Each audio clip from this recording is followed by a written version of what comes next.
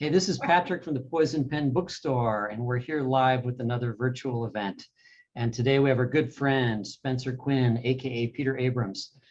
And this is the brand new book, Tender is the Bite. And Peter signed a bunch of them for us. And so we still have some. I'll go ahead and put a link to our web store if you'd like to order a signed copy. But Barbara is in Santa Fe right now. And I'm here in Scottsdale at the home at the mothership. And Peter's in a very interesting architecturally looking office. That's a very cool looking place you're in, Peter. Thank you. This is where I do all my writing. It's over the garage, and it's quite a large room with a marsh view at the back. You can't actually see it from here right now. And Pearl, my chief researcher, canine, spends most of her time on a red couch that's right behind me. Kind of, I can feel her just quietly encouraging me to write. That's where all the writing happens. So I have about it's a detached garage, so I have about a 15-foot commute every day.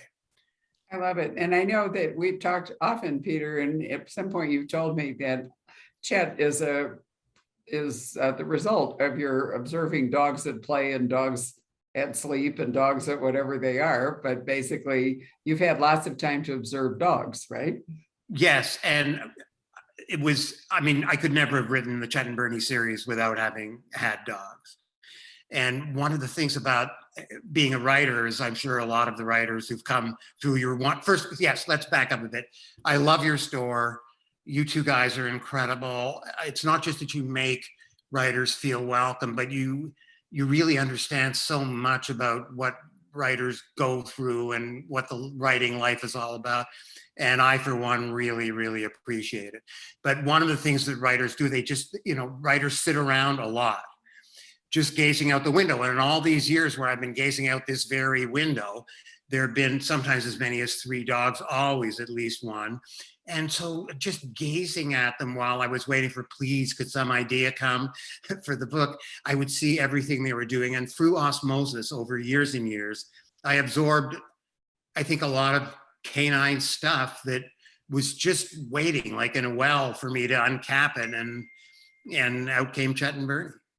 Well, and this is their 11th book, so obviously it stood you in good stead. Now, Patrick has had dogs. I have a dog, unfortunately not with me here in Santa Fe, that I really miss. So we're all kind of tuned in. And we'll talk about Chet and his POV, because I think that it's a really interesting subject and lots of your readers have commented on it. But just for those of you who are confused as to why Patrick and I are calling Spencer Quinn Peter, we have a long history with Peter, whose name is Peter Abrams, when he was writing thrillers, and not a series. Most of the ones I remember, because I love them, every one of them, were standalones. They're all and so would I be right? Is Spencer Quinn and Chet and Bernie your first long-running series, or maybe first series ever? It's the first adult series. I did write that under Peter Abrams. I don't know if you ever saw the Echo. I know you don't do children's books, or at least didn't use those. The Echo Falls trilogy, and that was for, I'd say, 8th, 9th grade or something like that. So that was my first series. This was the second. Well, I thought so, and you were one of those people that had a great mind for world building into individual thrillers. And one of them you set in Arizona, which I particularly loved, and involved tunnels and all kinds of great stuff. But many of you watching it may not realize that the Chet and Bernie series is set in Arizona for a reason. And part of the reason, in fact, is the poison pen and ideas that Peter and I have discussed over time. He sort of does it as an unknown city in Arizona, but come on, guys, it's really Scottsdale, isn't it?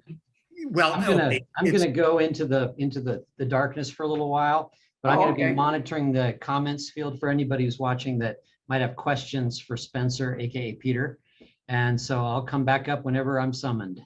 Okay, that sounds great. Have fun. I was just explaining why I'm calling him Peter, because those of you who are Spencer Quinn fans may think, I'm in the wrong program tonight, but right, it's some kind of bait and switch. Really my old friend Peter here, right? He goes, right. Anyway, Arizona. So, it's so Chet, maybe I should just back up for people who don't know the series. Okay. These are private eye novels that, in the classic way, going all the way back to Sherlock Holmes and Dr. Watson, the sidekick tells the story in the first person, the way Dr. Watson tells the Sherlock Holmes story. Bernie is the detective, Chet is the narrator, and he's a dog, and he's Bernie's dog. He's not a talking dog. These, for all the readers who will be turned off by something like that, this is not what this is. He's as canine as I could make him. But it's that narrative that goes on in the canine mind that I wanted to get on the page. So everything that we know about where this is taking place is filtered through Chet's mind, and it's from things he hears. So in the first 5 books of the series, he only refers to where they live as the valley.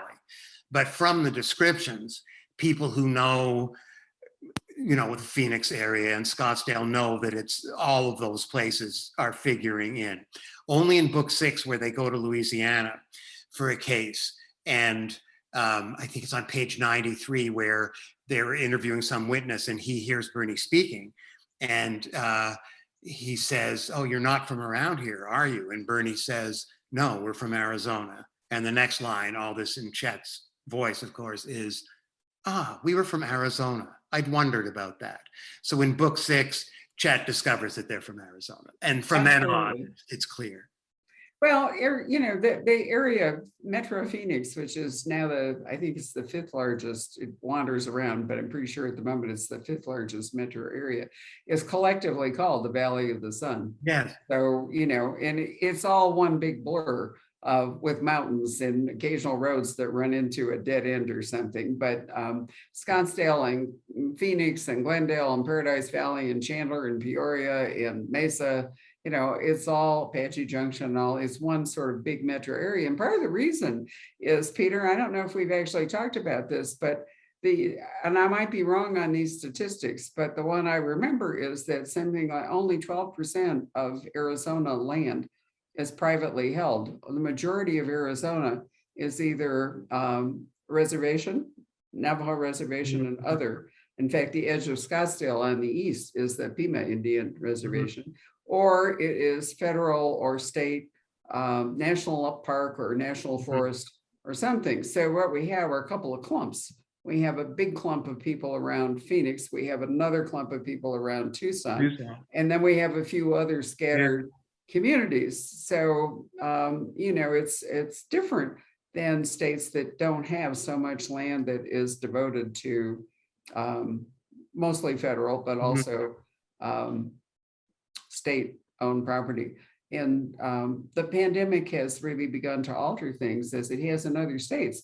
I've had a conversation, for example, with people in Montana who, because of the large number of people either leaving California or going other places, are beginning to really change, the composition of the communities there, driving up real estate prices, all sorts of things.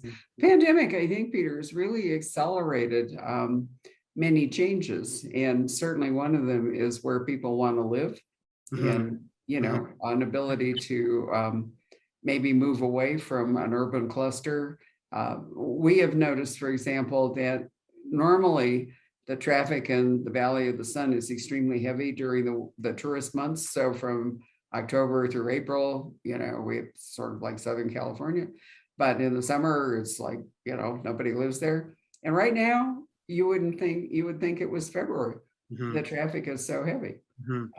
So, Chet and Bernie will probably have to adjust to this slightly in future books, because it is, I'm just mentioning that, but it's changing things in the terms That's of very adaptable. Well, I want this area, what you're talking about, was absolutely perfect for what I wanted in this series, because I wanted to take place in a huge metropolitan center, right?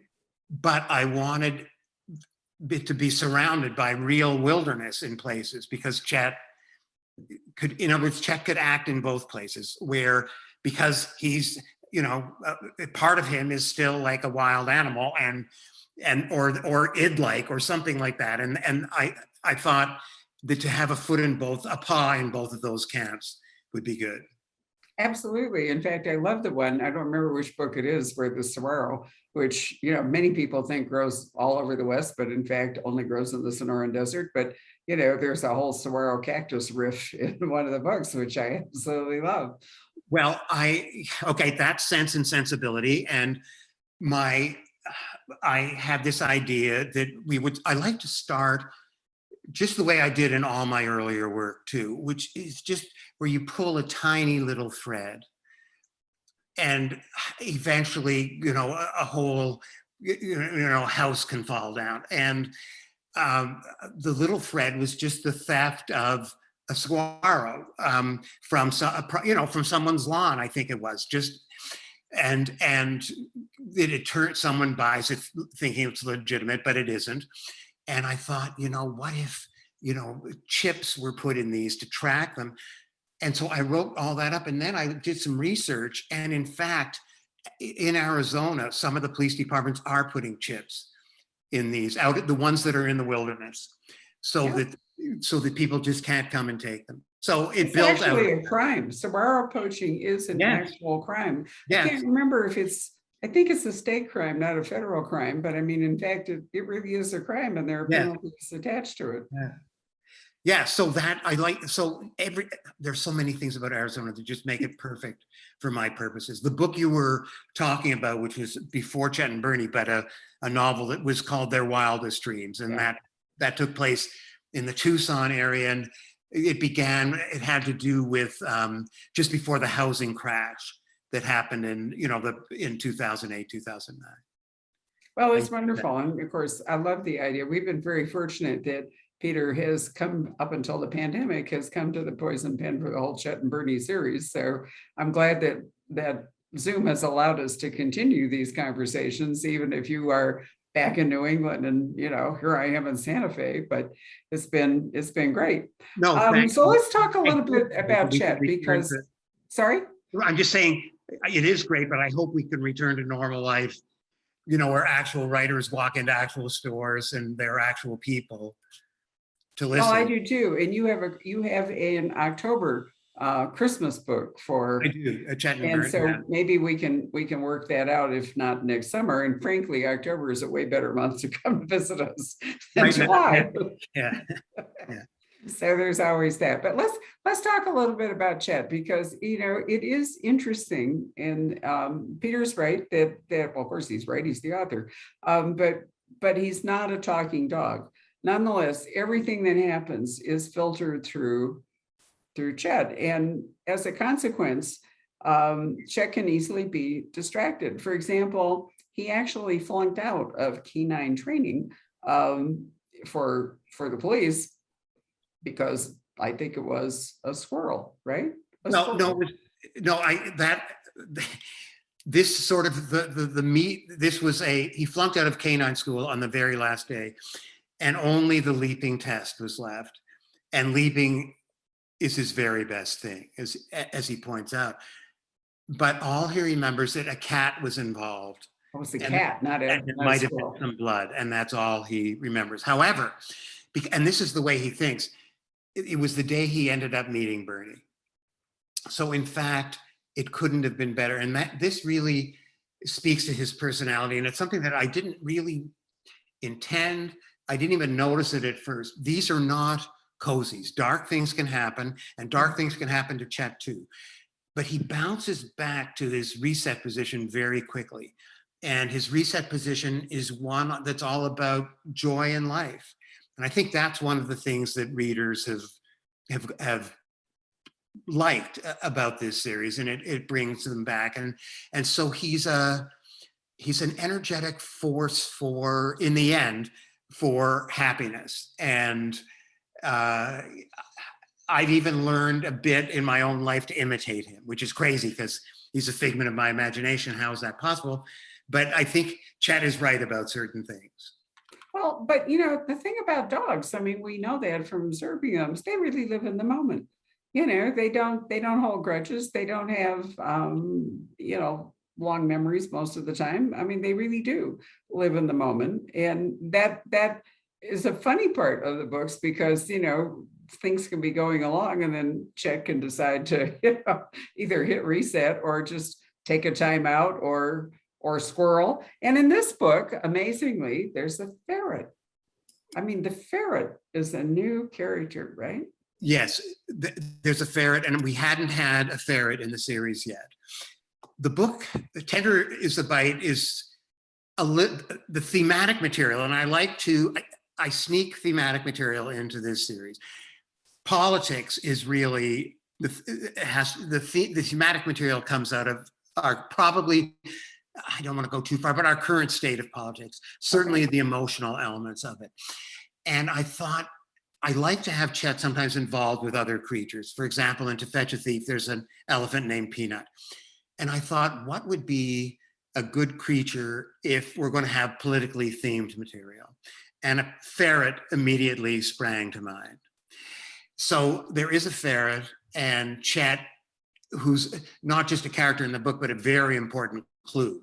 His whereabouts are very important to what's going on in the story. And Chet is eventually going to be forced to somehow come to some kind of accommodation with this ferret. I love the ferret. I mean, a ferret's a great animal anyway, but I love the idea of Chet being forced to confront not just humans, but other animals. Now, Chet himself is not a purebred, right? He's basically a mutt. Yes, he's basically a mutt. All he knows about his appearance is what he's heard from people who are rude enough to talk about him in front of his face. So he knows that his ears don't match, and he's 100+ pounder and some sort of mix. And that's all we know about him. Now, when you get to be with him for a while, this series, because it's the canine point of view, things are described through their smells and sounds much more than visually. And so I think that it makes these books very different from any other in a way, because the sensory world is not the one you would usually get in detective fiction. Not only that, and this was pointed out to me years ago, I didn't even realize I was doing it, but someone said at an editorial meeting, have you noticed that a lot of the visual descriptions aren't from up here, but they're from down here at dog head level? Did he do that deliberately? So my editor got on the phone and said what I just said. And did you do that deliberately? And it was the first I'd been aware of it. It just, your imagination, once the imagination clicks on and you're in the head of this narrator, in this case, Chet, a lot of things just flow out of it without me having to make a conscious effort. And of course, that's one of the gifts of doing this. If it was too hard, no one would do it. And there would be no novels. So some of it, I think for any novelist, there at least have to be portions of the job that come easily. And for me, it's that kind of thing. Well, and you need to have fun as well. And the fact that this is the 11th book in the Chet and Bernie series, and that doesn't mean that you can't buy this particular book and enjoy it and then go back, because each of the books stands alone. The plot is complete. So, In fact, I insist on it. Right. You can easily, these books, Chet would never, that question, what order should they be read in, is not a question Chet would ever ask. They're all designed to be read as standalones. And you can start anywhere you want.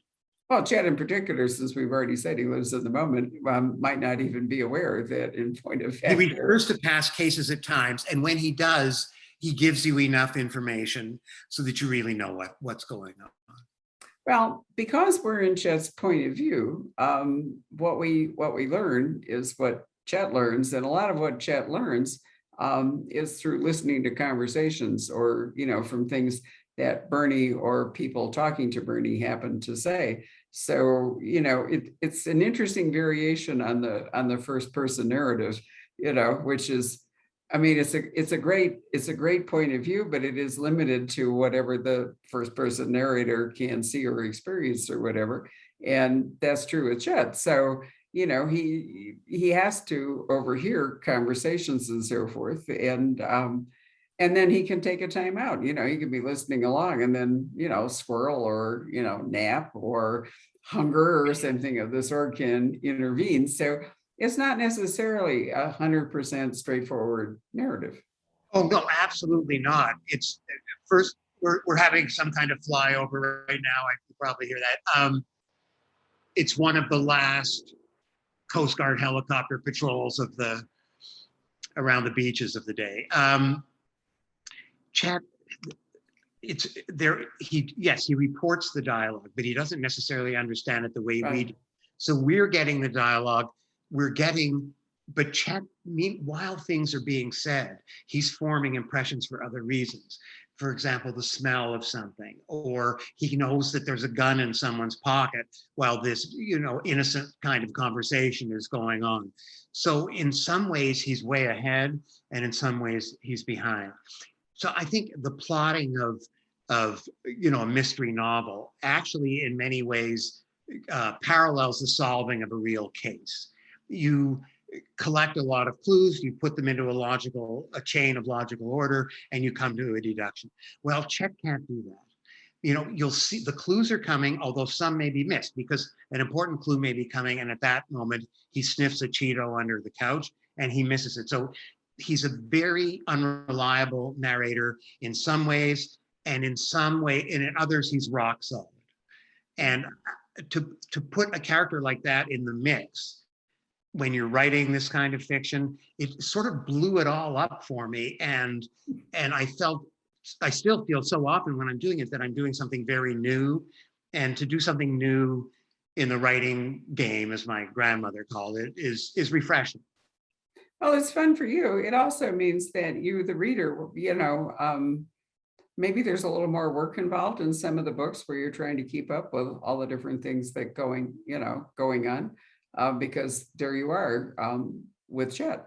And so it kind of happens that way. My theory, Peter, is that you could not have written these books if you had started out as a new writer. I mean, I think the fact that you were such an experienced writer, you've always been a brilliant plotter. I mean, one of the things I loved about your earlier books was, the plots were terrific. I think it takes a real skill set to write the Chet and Bernie books that you've brought to it. And I don't think you could have done that, if you'd tried to do it like on your first book. Well, thank you, Barbara. And I think that's a really interesting observation on your part. I haven't actually thought about that until you just said it, but you're right for sure. I couldn't have. I accumulated a lot of knowledge about how this kind of thing works, and it was ready for this. And so I'm able just to sort of, this voice, I just love writing in this voice, and all the technical things that I think you're referencing really are there. And I like to hide all the undergirding as much as I can. I want the experience of reading these books to be ultra smooth.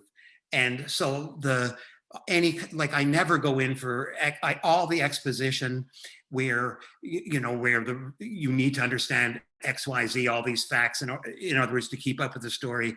All of that I like to just hide so that it's in the sauce. You don't even see it. It's all been stirred in. And I found with this, using this voice of Chet, it makes it fun and easy to do for me. Well, the inevitable question will come up as to whether, you have an outline and you know where you're going when you write the books, or whether you start out and make it up as you go along and hope when you get to the finish, you don't have to do a lot of rewriting. Which way does it work for you? I don't do a lot of outlining, and I don't do a lot of rewriting. I find that early in my career at the very beginning, I think for my first book, I made an A through Z outline, and I think somewhere around C, a character blurted something that I hadn't foreseen. It was way better than what I had going, but it meant making a lot of changes. And at that point I resolved, I'm not going to spend 2 months doing an outline if on day 3 of writing, I'm tearing it up. So what I do is I want to have, sort of the main idea. So with Tender is the Bite, I thought, we're going to have a politician who's got a secret, and that is all I'm going to need, and it involves a young woman. And then I was very interested in this young woman character. I wanted, a beautiful young woman, but she comes from a small town. It's a really American story, a beautiful somewhat talented even, but the kind of person who comes to the big city and is going to be very attractive to a certain kind of man, but she doesn't understand the power difference. And that's really what I had as the core of this. And of course, this is the kind of thing where that Bernie stands up for people like that, like this woman. And so early on, they sort of meet, although she's just too timid to even actually hire Bernie and Chet. So they actually kind of follow her. And that's how they eventually meet the Ferret, which really launches them onto the case. Even though I think at that point, when Chet sees the Ferret looking at Bernie with adoring eyes, he wants to abandon it completely. Well, we haven't talked about the fact that one of the great characteristics of dogs, most dogs, not possibly every dog, is how much they love their human, how devoted they are. I mean, we know the Lassie story, all of that. And so Chet, really adores Bernie. And Bernie is always filtered through that adoration. And Bernie is not always like the sharpest knife in the investigating drawer. He's just not. And so, but Chet kind of it washes past Chet. He thinks that Bernie is so great all the time that even if Bernie is kind of like not great at the moment, in Chet's eyes, it's all good. There are often, Chet says, like Bernie will do something that we, the reader, think, maybe it's not, maybe he's slightly off course, but and Chet will say, Bernie, always the smartest human in the world. Absolutely. Not saying, So they're not a hugely profit-oriented private eye agency. I mean, there are things that happen that they have financial difficulties. Yeah. Other than that, as Chet puts it, they're in very good shape, but their finances are a mess. They've made actually, before the series starts, they've made one very bad mistake. Bernie likes to wear Hawaiian shirts from time to time, and he got the idea that Hawaiian pants would be a big success. And so they own a whole warehouse full, of which none have been sold. So that was a huge amount of debt they had. And then early in the book, there's a conversation in our bar, and at the end of it, Bernie ends up investing in tin futures. And for some reason, it having to do with an earthquake that either did or did not happen in Bolivia, they lost everything and more than everything. So they have these two sort of heavy burdens of debt on them throughout the series. Well, they do, but that makes the fact that they take on some almost pro bono cases even more admirable, because they're not just chasing a buck, but they're trying to do the right thing. So in this particular book, the young woman who comes in as a client just comes in and then disappears, right? And yeah, they don't really know, have they been hired, what's going to happen, but they can't really let it go because they do have this real sense of responsibility.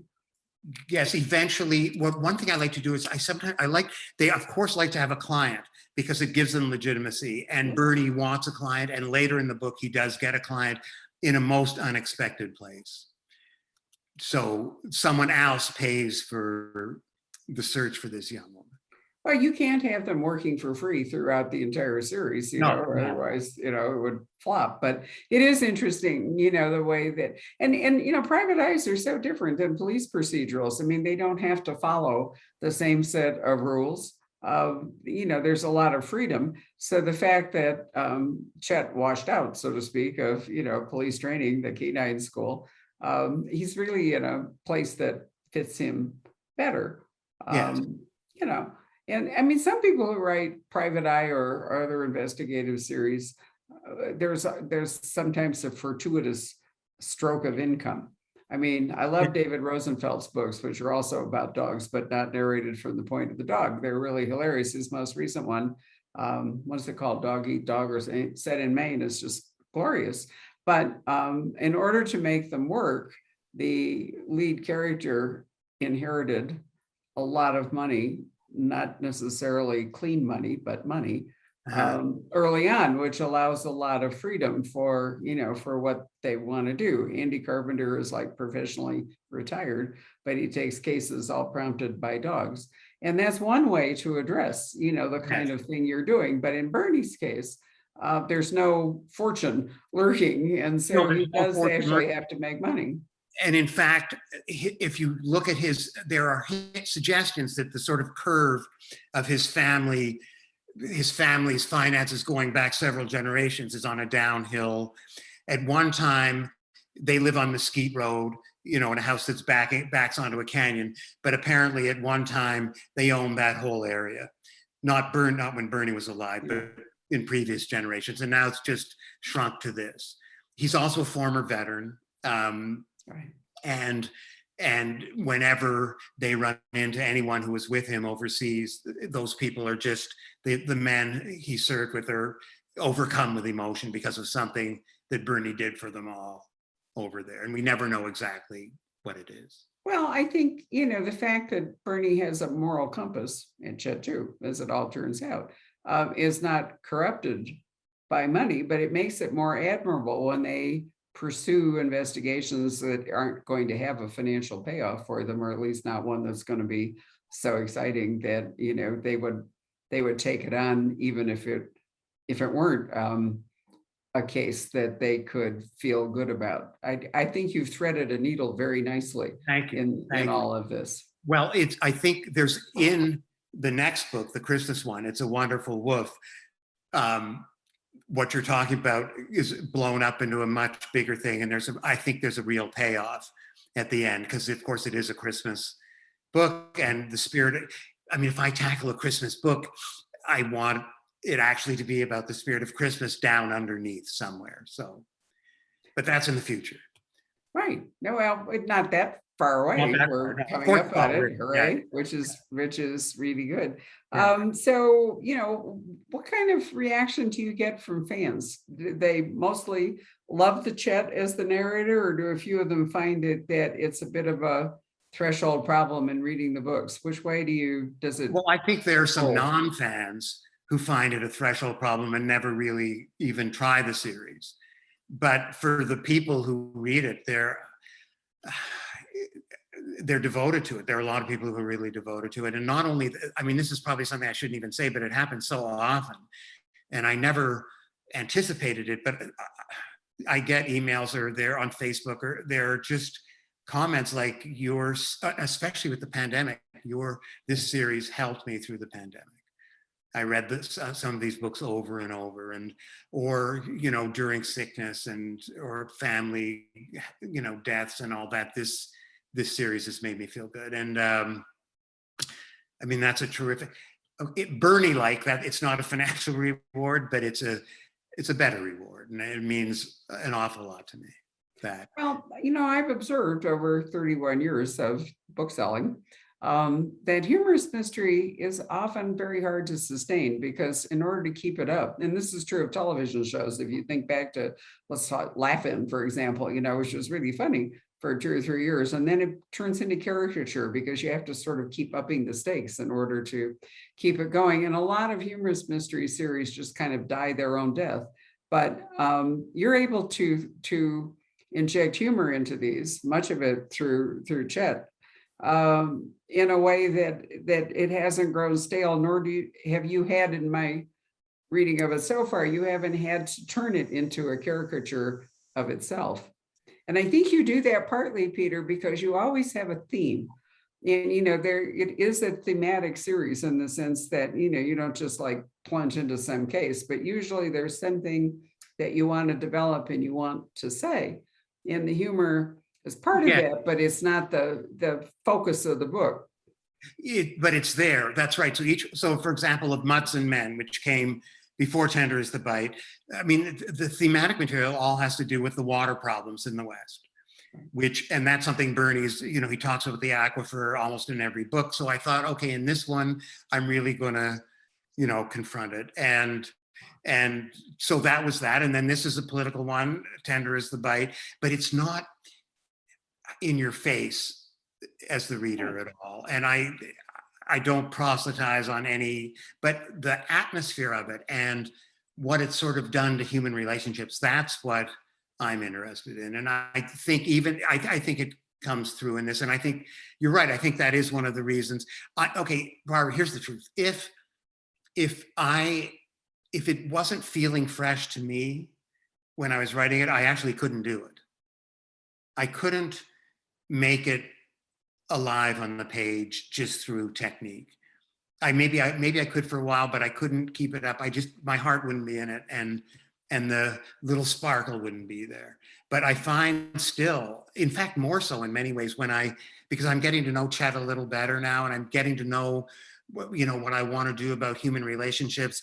I actually find that the voice in my own head anyway is getting livelier. If anything, I now have to rein him in, because you can never let a character run away with the story. I'm devoted to making a story with a strong plot that makes sense and isn't something where the reader thinks, well, I really enjoyed it, but that couldn't have happened. I don't want that. I want it to make sense, and I want it to make sense psychologically. And I'm finding Chet's grown a little bit, and I'm finding that aspect of it coming more easily. Well, one thing you're going to have to be careful of is that dogs, my mother used to say it, I really believe her, that people live too long and dogs don't live long enough. And so dogs don't have a forever life. Now, fortunately, Chet is a mutt. He's not a purebred, so it gives him sort of extra chances to live longer, because very often purebred dogs have a shorter lifestyle cycle. But nonetheless, you're going to have to, you can't progress. You can't leap like a year ahead per book or something, because Chet, 15 is old for a dog. Oh, absolutely. Okay, so here's what I've done, because I knew I was going to do it the whole time, but I can't remember which book. There was a book where, early in the series, where Chet had one of those lumps, those lumps dogs sometimes get. And so it was removed and biopsied by the vet, Amy the vet. And I thought, well, I'm going to do a kind of Shaggy Dog thing where the results of the biopsy don't come till the next book. So the book was published, out it came. Day one, I started getting emails all in caps. If anything happens to Chet, I will never read another word you write. Right. So, and I thought to myself, he's the narrator of what I hope to be an ongoing series. Nothing is going to happen, but my decision was this, that Chet doesn't really age at all in these stories. He refers to events in the past, and then the past is building up with more cases, but he's not aging. And neither is Bernie, really, and neither is Charlie, Bernie's son. Bernie's divorced, who's still really in first grade, where Esme is the smartest kid in the class. We're getting more of Esme now. So it's fun, because some of these characters who, are just names sometimes at the beginning, they're just in one or two sentences, you hear something about them, and then but they're there when I need them to move center stage. So Esme is becoming this brilliant little girl with the top knot in Charlie's class, is becoming a more important character. Right. Well, I mean, I think suspension of disbelief is one of those things that readers are, mostly bring to books. Some authors have made decisions, like Michael Connelly, for example, that Harry Bosch would, age along. And then one day, guess what? He was going to have to retire from the LAPD, in the same way that Ian Rankin did that for, for his character, for Rebus. And many authors seem to feel that they have to. I was just reading the new Daniel Silva, and Gabriel Allon is definitely growing older. And in this book, there's even a conversation about him retiring as head of the office, the Israeli Spy Center nucleus, whatever. And if you do try to write them in real time, you always have to confront this question of how long. Yes. I mean, we did Michael's first book, for example, The Black Echo. We did his first ever book event. So we've been with him for almost the entire, it's probably 29, trying to remember, I think it's 29 years or something. So Bosch has moved from, a Vietnam vet and a LAPD detective out into a whole different world as a consequence of the decision to make him age in real time. But you could do it with Bernie, but you absolutely can't do that with Chet. No, I can't. So, I haven't done it. And I think one of the reasons, okay, I don't think there's been a novel written yet where some suspension of disbelief on the part of the reader wasn't required. Even Tolstoy, I mean, but what Happy families and all that stuff, yes, the Tolstoy quote, But in some of my early books, I did a few things that I think were fairly unusual, which was, they were dark, of course, but in Oblivion and in End of Story, both, the main character that you've invested actually is not going to be around after the book is over. Right. So the book you wrote with a character that was stricken with asbestos, the lung disease, really broke my heart. I kept thinking all the way through, somehow miraculously you were going to save him, and unfortunately, you didn't. That was nerve damage. Yeah. So I've kind of been there on that, and I'm not going to do it with Chet. Good. I'm really delighted to hear that. And I know that the readers and fans, that's the way they would want it. So what is going to be the fate of the ferret? Well, we'll have to read the book to find that out. Right. I love that. Even the word ferret, I've always loved the whole concept of ferret. Yes. And the ferret is, I mean, he's important to the story. He's an important character in a supporting role. Whether he comes back in the future, well, his name is even a clue. I'm not sure I should give it here, but his name is Griffey. Griffey, but it's a clue to something going on in the book. Okay. But a close reading of the book, you've heard it here. Pay attention to the name of the ferret as you wander through. Tender is the bite. Right. So you can have fun in future books introducing presumably other animals, right? Well, yes, absolutely. Yeah, for sure. If anyone's interested in my little schedule, It's a Wonderful Wolf comes out at Christmas, and I'm writing the Chet and Bernie that'll come out the year after right now. And then after that is going to be a standalone that has nothing to do with Chet and Bernie. Really? You're going back to your roots? Well, somewhat. I'm not 100% sure what the tone of it will be. And it's called Mrs. Plansky's Revenge.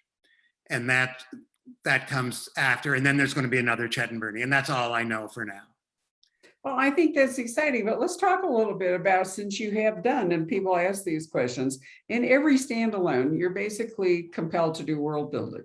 I mean, you have to create, not just the characters and the plot, but you have to create, everything that goes with them. So every book is basically, you start from zero and go forward. Now, in writing a series, you have a whole different set of questions, because you've got repeat characters, you've got a history, you've got all sorts of other things. So you've obviously done well with both, but are you going to be comfortable sliding back into world building after writing 11 Chet and 12? It'll be 12 by the time you do it. It'll be 12, yes. I think so.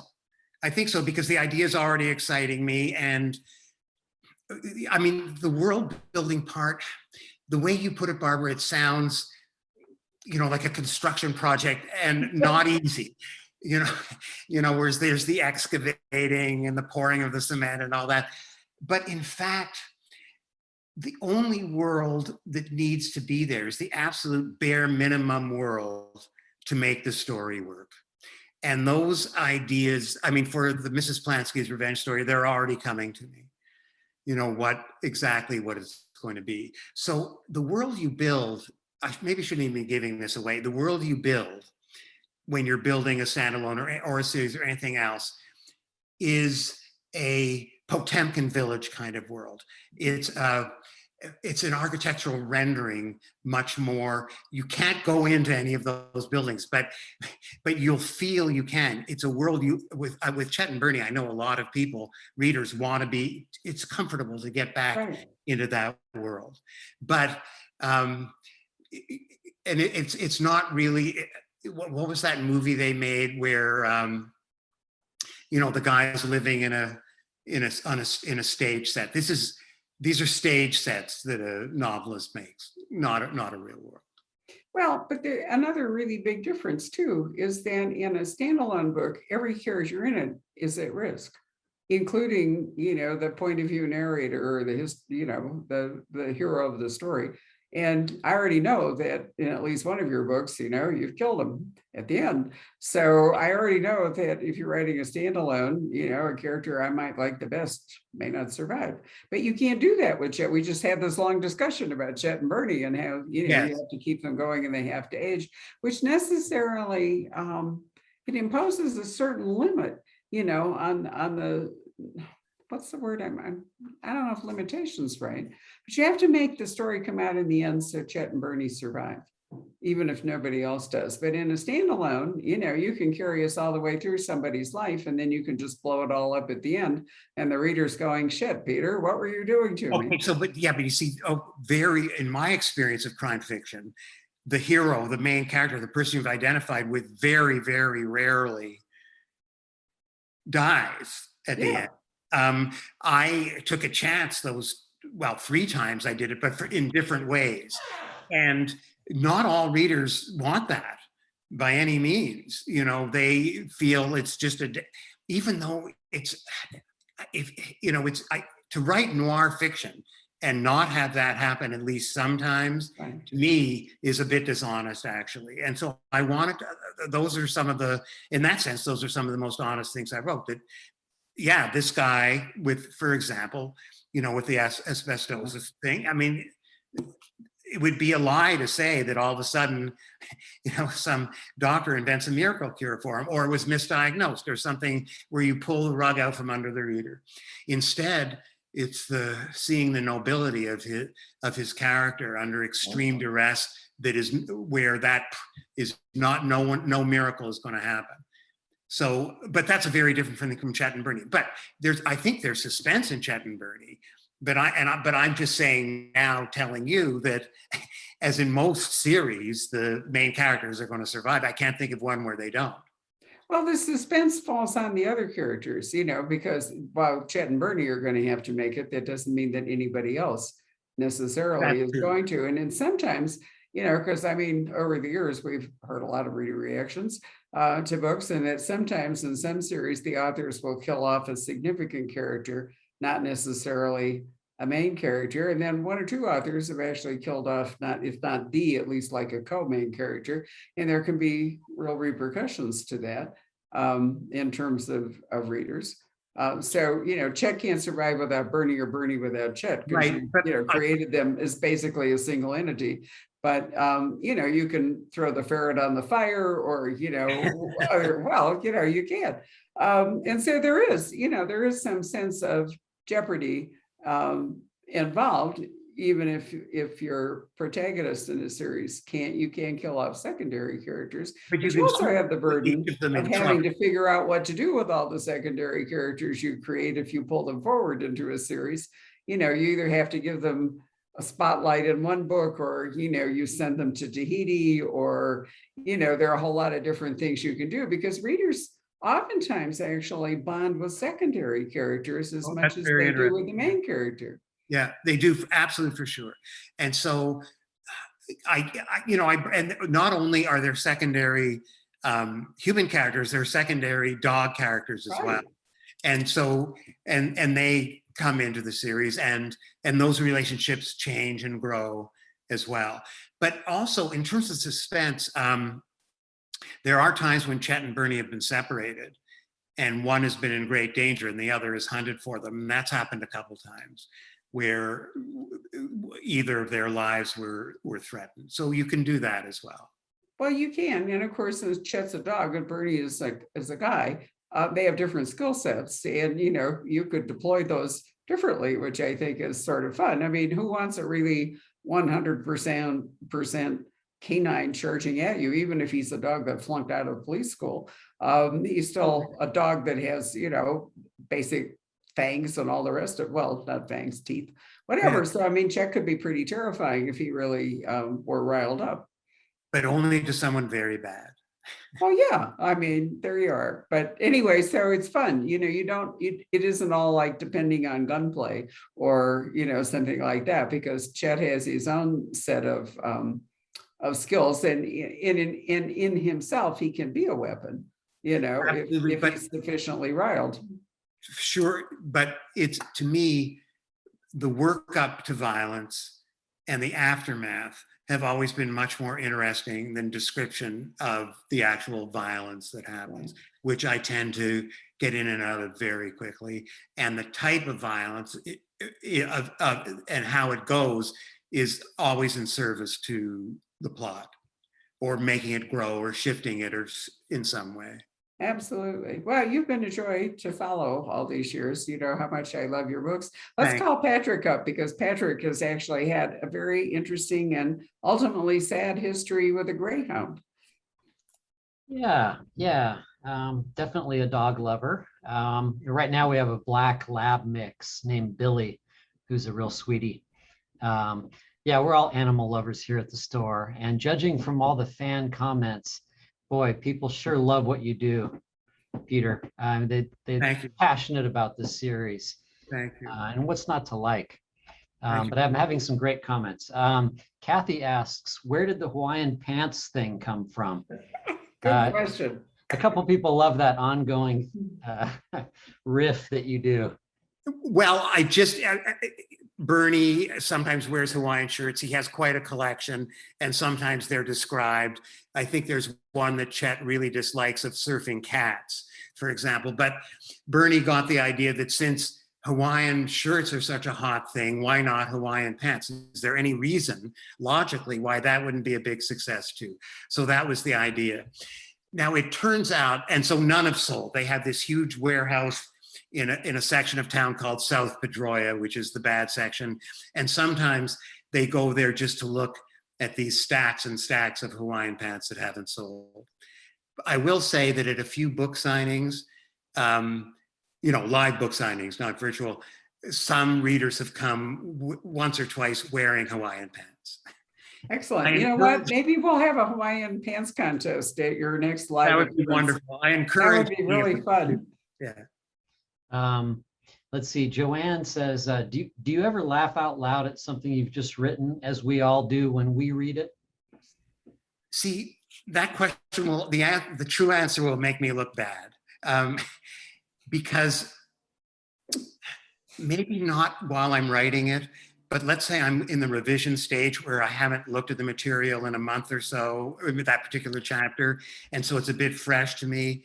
Yes, sometimes I do laugh at. But you didn't hear it. You didn't hear it here. That has to stay within the four corners of this room, okay? But yes, the short answer, yes, I do. Do you ever laugh, like when you're out somewhere and then something just occurs to you? Oh, this is perfect. Either a title or a detail. This is really embarrassing me, Patrick. Yes, and where this happens, I go on a lot of bike rides. I love biking. I go on a bike ride probably 4 or 5 times a week, not long, 10 or 15 miles each time, but on these bike trails, and it's very beautiful. And especially in the wintertime, I'm the only one on it, because below a certain temperature, no one's going.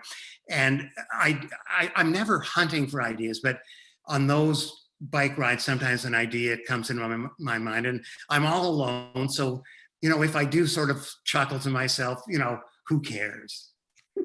I love it. You know what? I think authors always must talk to themselves, or at least think to themselves. We over the years heard so many stories about authors who are driving or walking or riding or something and have a eureka moment. I always worry when they're driving that, the eureka moment is going to plunge them into a car accident. But, Well, the other thing is, now that you bring that up, and this has been very, very useful in the writing of the Chet and Bernie series, is that people talk to their dogs. I mean, you must. I do all the time. And no one ever lies to their dog. So, because what would be the point? So Chet really does know Bernie better than anyone, because Bernie is 100% truthful and divulges the deepest secrets of his mind to Chet. That's a really excellent point. I hadn't thought about that. Patrick, do you talk to your dog? Of course. Yeah. We talk to Nala all the time. I'm trying to remember if I actually lied. Why would you lie to your dog? That's a really good point. Your dog already loves you. You don't need to build up any esteem or whatever. So Yeah. I hadn't thought about that, but that's really true. Yeah. So it's a relationship that isn't betrayable, really. Yeah. So the dog's the informant in some ways, the confidant. Yeah, exactly. Lots Yeah, of great possibilities yeah, there. yeah. Michelle, I'm glad she asked this question. Would you ever revisit the characters in The Right Side? It's a great book. Oh, thank you. You know, I hear about this from time, well, fairly often, actually. The Right Side's a book I wrote about a badly damaged female vet coming home from Afghanistan. And it's not a Chet and Bernie book, and it's not in the first person. There is a dog in a supporting role who comes along later in the story, but totally unlike Chet.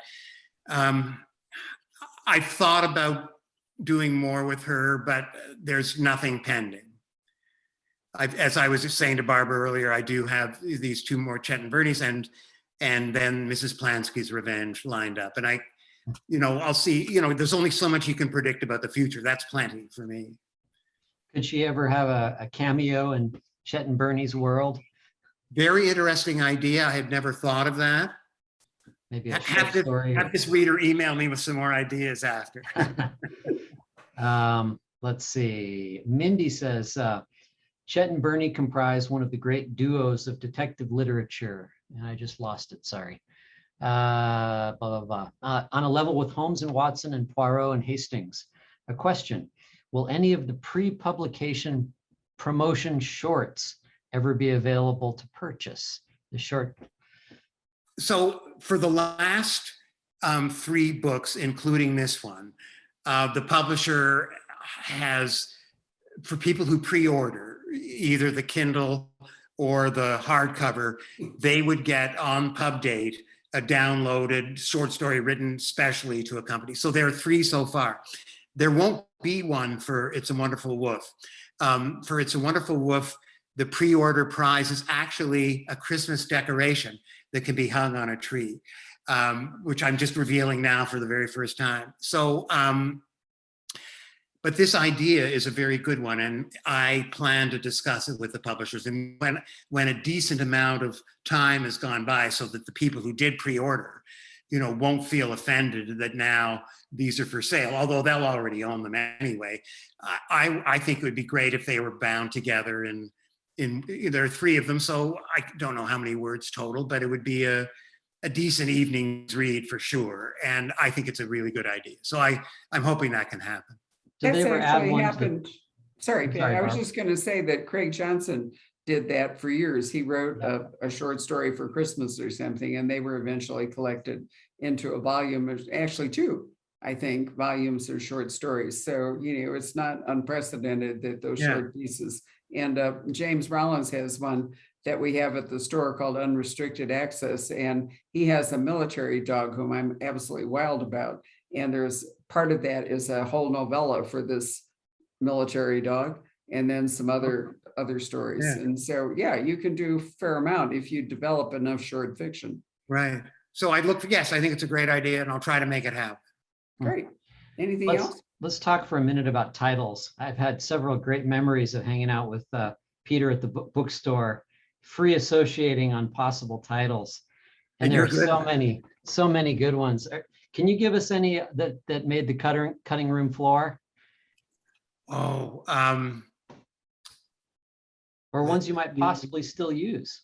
Yeah, why not? The Spy Who Licked Me was one I always liked, but it's been shot down several times. I don't really have, I have a list of about 100 somewhere of ones that weren't, but a lot of these are now coming from readers. Tender as the Night came from a reader. It's a Wonderful Woof did. And each time and they're better than anything I have. And whenever that happens, that person gets a signed copy of the book the day it comes out. Yeah, Very I have a couple nice. people asking about that. The titles always give me a chuckle. One reader says, anything excellent titles, and anything the featuring artwork goes with them well too. Yeah. It's dogs are always big sellers as covers. People love to see. I think in Tender and the Bite, I love the Chet is like, there he is. I really like the way he looks on the cover. It's terrific. Thank you. I'd like Patrick, can you to. hold up the book again so we can Yeah, see of how he course. looks? Yeah, I mean, look, there's Thank you. Chet, with his different ears and Yeah. all the rest of it. And, and there's a suggestion of Bernie, right? Yes, you don't see Bernie's face. No, but you've got his, his pant leg and in a Yeah. shoe. And from Chet's description that it's the most beautiful face in the world. So That's right. Now, you haven't really talked too much about the parallel kind of series for young readers, have you? Haven't heard you guys talk too much about No, that. we've been we talking didn't. Yeah. What can you say? What's going on there? You've written 4 of those now? Well, no, there were 2 separate series. There's the Bowser and Birdie and Right. the Queenie and Arthur. I would say the Queenie and Arthur is and the Queenie and Arthur is alternating chapters told by a cat and a dog, and it takes place at a little country inn in Vermont. Arthur's the dog, Queenie's the cat. Alternating chapters, mysteries having to do with that, and then the Bowser and Birdie are very like Chet and Bernie in some ways. They take place though in Bayou country in Louisiana, and it's an 11-year-old girl named Birdie and her dog Bowser, and Bowser tells the story. So there are 3 in each of those. And I get email, from kids, or often just as school assignments, they have to write me a little letter. So I get these little letters that are wonderful.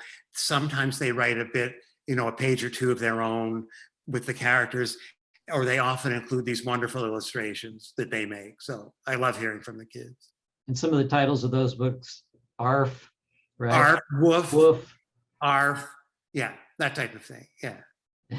Bow wow is one. Yeah.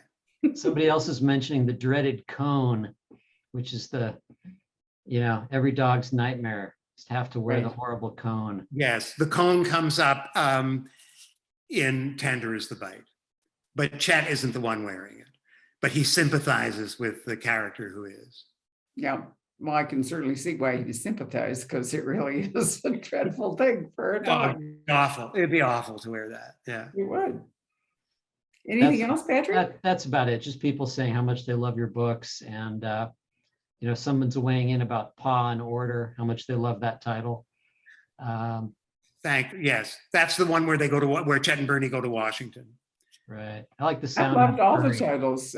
We unfortunately just lost one of our long time booksellers who's retired from the Okay. store, and a huge fan of your books. And she probably sold single-handedly more copies of the first book in this series than maybe anybody else. I mean, Yeah, I could always Tracy. tell on the days she worked, because you could see, copies rotating out of the store. Can she come back on a part-time basis? I wish. No, unfortunately not. But I mean, it's interesting, how a staff member can fall in love with a particular series or author or book or whatever it is. And you can see them hand selling that right there on the floor. I mean, to my eternal gratefulness, when someone who's an insider in the book retail world gloms onto your work and is so enthusiastic, they try to spread it to the customers. I mean, that means please thank whoever this is. Well, I will. Her name is Tracy, and I remember Tracy. Yeah. You had a double hit, because not only is it a great series, but again, it was like local, so to speak. So, for the Poison Pen, your series resonates on various levels. Well, I'm very glad. I'm very glad. Which is great. Well, it's lovely to talk to you. I don't know how we're going to settle up for October. We're going to have to decide whether you're going to come see us or whether we're just going to Zoom again. Well, from my standpoint, I'm eager to travel and happy to do so. So, well, let's see what happens with the variant. I think that Absolutely. we're all in a moment where we don't really know for sure. We Right. have various live events scheduled start in August, and we've already done one small one and moving into fall. So let's see, how we all feel about your traveling and, people in the store. perfect. And Thank you that'll so be much. great. But for fans, one way or another, Peter will sign copies of the Christmas book, and we will talk with him. Meantime, Tender is the Bite. We do have autographed copies, and it's a lovely book and lots of fun. Grab them while you can, because inevitably we sell out of the books. And authors have been so kind, we've turned them into shipping clerks, because that's just the way it works when you're doing this. And It's a very easy thing to do, and I really appreciate it. well, you've been very kind, Peter. So there will be a podcast available, and this I'll send Peter the link so you can, if you've missed this or you want to repeat it, or you know people who'd enjoy it and they'd rather listen to it, you can do it with the podcast, and the video will live on our Facebook page forever. So in fact, there are other Chet and Bernie conversations on our Facebook video page, which number is well over 500 by now. You just have to scroll down until you find them. But if you know the publication dates, which you probably do, it's not all that hard to find them. So Peter, have a great evening. Thank you everybody for watching. Enjoy the rest of your night. Patrick, thank you as always for the great support. And we'll see you in October, one way or another. Great. Bye. Thanks. And thanks to everybody who came. Bye-bye.